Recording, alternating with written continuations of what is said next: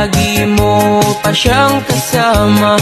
Bakit ngayon ay pinalit ka sa iba? Ikaw lang sa puso niya, pinangako niya diba? Tas nalaman mo na may kabit na pala.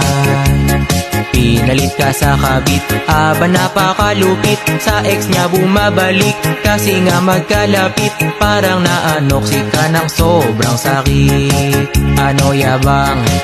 Yung dating nagyabang, ngayon ay nakatulala na lang.